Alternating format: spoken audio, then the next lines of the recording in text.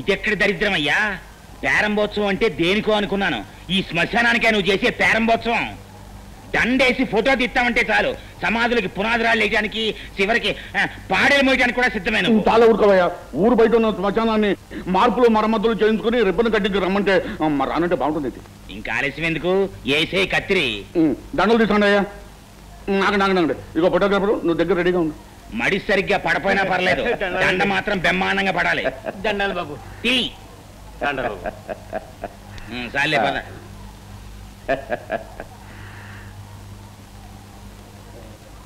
ఉండు. శుభం కానిచ్చి.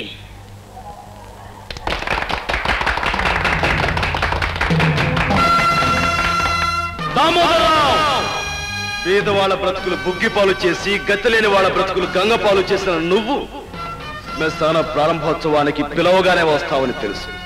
అందుకే ఈ ఏర్పాటు చేశాను. దీని ఆరంభం చేసిన నిన్ను ఇక్కడే అంతం చేస్తాను. ఎవిగో నీ సొమ్ము కాశపడి దారుణాలు చేసి నరహంతకులైన నీ తొత్తుల సమాధులు. ఇక ఈ 2 గోతులు నీకు అప్పుల పేరుతో రక్తం తాగే ఈ రాక్షసుడికి. ఒరే, శ్మశానానికి ప్రారంభం అనగానే నువ్వు ఇట్టాటిదేదో చేస్తావు నాకు తెలుసు. నేనే సామాన్యుడు కాదు. నిన్ను పట్టి ఉరికమ్మ ఎక్కించడానికి చట్టాన్ని చుట్టూతో చుట్టబెట్టుకొచ్చాను చూడు. నన్ను ఊరికమ్మో ఎక్కించాలనుకునే నీ కోరిక తీరదు, కానీ నేను అంతం చేయాలనుకునే నా కోరిక మాత్రం తీరుతుంది.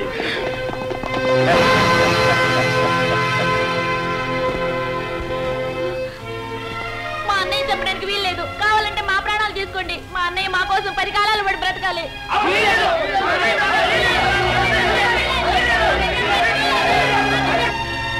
అలా పైపట్టు చూస్తారేటయ్యా, వెళ్ళి పట్టుకోండి. వాడు మాయమైపోతాడా? మాయమైపోతాడు కాడేనా మంచకట్టేటయ్యా, ఎక్కడో దొంగలాగా పారిపోయి ఉంటాడు. ఇదంతా మీ అసమర్థతే. దామోదరరావు, నేనెక్కడికి పోలేదురా. నా ప్రజల గుండెల్లో నిరంతరం ఉండి తీరుతాను. నిన్ను అనుక్షణం వెంటాడి తీరుతాను. మోసంతోనూ మాయతోనూ పొరపాటు నువ్వు గెలిస్తే నువ్వు గద్దెనెక్కేలోగా నిన్ను అంతం చేసి తీరుతాను. ఇది నా ప్రజల మీద నేను ప్రమాణం చేసి చెప్తున్నాను రా. ఆయాల జనానికి మాయ మాటలు చెప్పి చుట్టూ అడ్డుగోడగా పెట్టుకుని పారిపోయావు. మరి ఇవాళ మేము కట్టించిన ఈ రాతి గోడల మధ్య నుంచి ఎట్టా పారిపోతావురా? ఒరే గండ్రగొడ్డలే, పెదలను తొక్కి పదవెక్కి కూర్చున్నోడిని, చట్టాన్ని సొమ్ముతో నా కాళ్ళ దగ్గర కాపలా కుక్కలుగా కట్టేసుకున్నోడిని ఆనాడు నా మీద కచ్చ కట్టి కత్తి దూశావు. ఏటైంద్ర నీ చరిత్ర? ఒరే, నీకిక ఉరితాడేరా గతి. మమ్మల్ని కాదని ఏది సాధించుకున్నావురా నీ బతుకులో? ఏది సాధించుకున్నావురా నీ బతుకులో? అడుగునమ్మా.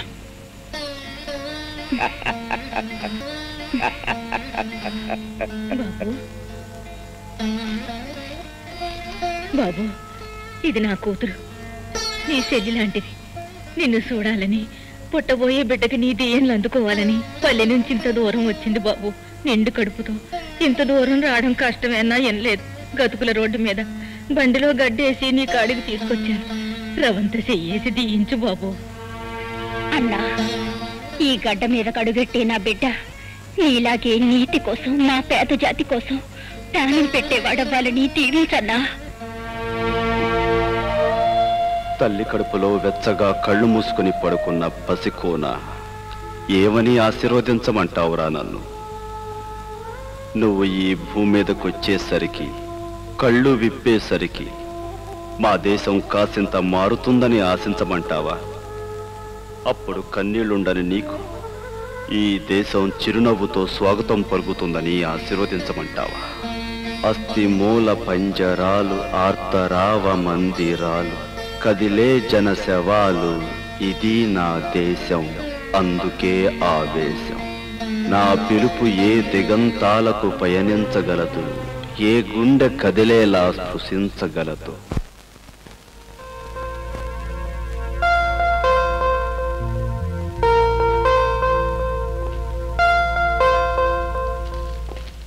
ఎక్స్క్యూజ్ మీ మేడం, ఈ క్వశ్చన్ పేపర్స్ ని ఒకసారి చెక్ చేయాలి. ఇటు ఇస్తారా? ఇవి చెక్ చేయడం ఏంటి బాబు? ఏమి లేదు, ఈ రోజుల్లో కాలేజ్ స్టూడెంట్స్ కి క్వశ్చన్ పేపర్స్ తో పాటు ఆన్సర్ పేపర్స్ కూడా సప్లై చేస్తున్నారట. Is it? Yes. What mister Rajasekhar? Yes madam, కొన్ని చోట్ల గైడ్స్ కూడా సప్లై అయిపోతున్నాయి. Is it? ఆ కేసును నా చేతులతో నేనే పట్టుకున్నాను madam. All right madam, everything is okay. అది సరే, మిమ్మల్ని ఎప్పుడో ఎక్కడో చూసినట్లు. అదే ఆఫ్ కోర్స్ మాది పోలీస్ డిపార్ట్మెంట్ కదండి. ఏ పొలిటికల్ మీటింగ్స్ లోనో ఏ ప్రైమ్ మినిస్టర్ పక్కన చూసుండొచ్చు. Of course, maybe. చూడండి, మీ ఎగ్జామినేషన్ టైం అవుతుంది. Thank you right, exam time అవుతుంది.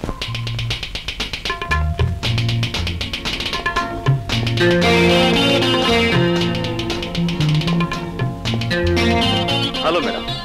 హలో. Hi miss. చాలా పట్టుదలతో ప్రాక్టికల్స్ చేస్తున్నారు. పాస్ అయిపోవాలని. కాక నీలాగా ప్రతి పనిలోనూ ఫెయిల్ అవడం ఫూల్ అవడం నాకు అలవాట్లేదు. బై ద వే, నిన్న బాటనీ పేపర్ బాగా రాశారా? బ్రహ్మాండంగా రాశాను. 75కు 75 వస్తాయి. గుడ్. అన్నట్టు స్వపరాగ సంపర్కం గురించి బాగా రాశారా? ఉదాహరణతో సహా డీటెయిల్డ్ గా రాశాను. మరక్కడే పప్పులో కాలేశారు.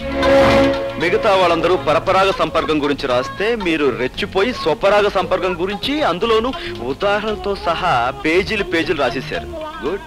అందుకు మీ పేపర్ తీస్తే ఆ పెద్ద మనిషి మీకు పెద్ద కోడిగుట్టు, ఐ మీన్ 0 ఇవ్వబోతున్నాడు.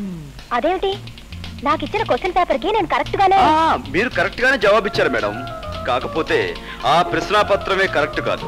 కారణం, అది మీకోసం ప్రత్యేకంగా నేను ప్రింట్ చేయించాను. నువ్వు చెప్పేది నిజమా? అంతేకాదు, ఇప్పుడు మీరు శక్తి వంచన లేకుండా చేస్తున్న ఈ ప్రాక్టికల్స్ లో కూడా మీకు వచ్చే మార్కులు 25కు 0. కారణం, అది యాసిడ్ కాదు, స్వచ్ఛమైన మంచినీరు. అది కూడా మన ప్రతిభే. ఇవి నీళ్లు కావు, యాసిడ్. మై గాడ్, నా కళ్ళు.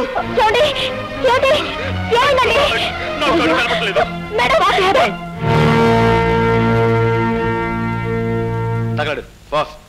ఇదిగో, బాగా నటించి మంచి పేరు తెచ్చుకో. చూపిస్తాను తడాక. డాక్టర్, ఎలా ఉంది డాక్టర్? ఏమైంది డాక్టర్? అంటే పోయిందమ్మా. ఏం పోయింది?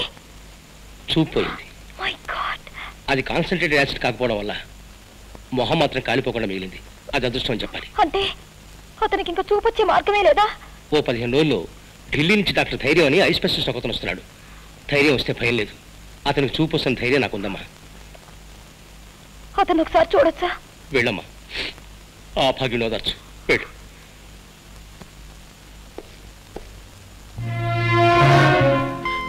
ఎవరు? ఓ, డాక్టర్ గారా?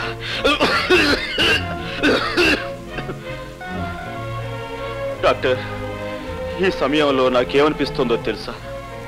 నా కంటి ముందున్న ఈ నల్లటి కాటుకు లాంటి చీకట్లో ఒకదానికొకటి తేడా తెలియక తాడుకి పావుకి, పావుకి తాడుకి, లంగాకి లుంగీకి, లుంగీకి లంగాకి, పెసరట్టుకు దోశకు, దోశకు పెసరట్టుకు, చీకటికి వెలుక్కి, వెలుక్కు చీకటికి తేడా తెలియక నా బ్రతుకంతా అతుకుల బతుకై, గతుకులు అతుకై. డాక్టర్, మీరు వెక్కెక్కి ఏడుస్తున్నారు. ఇదేమిటి డాక్టర్? ఉందా లేదా అన్నట్లుగా ఉందేమిటి మీ నడు? నేను రేఖని, నన్ను మన్నించండి. ఇందులో మీ తప్పే ఉందండి. ఆ భగవంతుడు నన్ను చీకట్లో బ్రతకమని నోట్బుక్ లో రాసినట్టుగా నా నుదుటి మీద రాశాడు. విధి బలీయమైంది. ఎవరేం చేయగలరు? ఏది ఏమైనా మీ చూపు పోవడానికి కారణం నేను.